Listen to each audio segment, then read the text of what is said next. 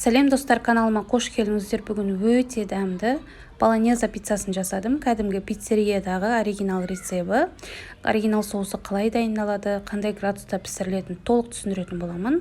Видеоның соңына шейін менімен бірге болыңыздар. Қамырына сұйық, тұз, қант, дрожж, жылы су керек болады. Ыдысымызға жылы суымызды құйып, тұз, қант, дрожжымызды салып жақсылап араластырып аламыз. Ұнымызды аз-аздан салып отырып, жұмсақ қамыр илейтін боламыз. Қамырымызды жақсылап илеп болғаннан кейін соңында сұйық майымызды құйып, тағы да 5 минутта иледім. Қамырымыз осындай жұмсақ болады, кішкене қолға жабысатын болады. Жақсылап илеп алғаннан кейін таза ыдысымызға салып, 45 минутқа ашығанға қойып қоямыз. Бетін пакетпен жауып. Соусын дайындайтын боламыз. Сол үшін бізге помидорларды осылай алдын ала кесіп аласыздар. Толықтай кесіп алғаннан кейін үстіне қайнап тұрған су құямыз.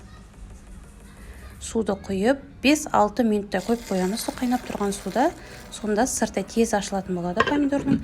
Бізге помидордың сырты керек болмайды, сол үшін алып тастап жатырмыз. Осылай сыртын алып тастағаннан кейін блендерлеп алсаңыздар да болады, мясорубкамен езсеңіздер де болады. Кез келген нәрсемен помидорды осылай езіп аламыз. Айта кететін жағдай, каналыма тіркеліп алыңыздар, үнемі жақсы рецепттер салып отыратын боламын. Чеснок керек болады, осына 2 чеснок. Қызып тұрған табаға сұйық майымызды құйып, осына орегано деген приправа керек болады. Кез келген магазиндерде сатылады. Біраз қасық орегано, чеснок жақсылап қуырып аламыз. Кішкене қуырсаңыздар болды, көп қуырудың қажеті жоқ.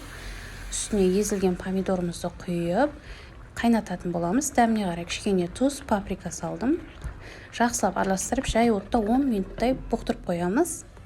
10 минуттан кейін кішкене соусымыз қоюланады. Сонымен соусымыз дайын.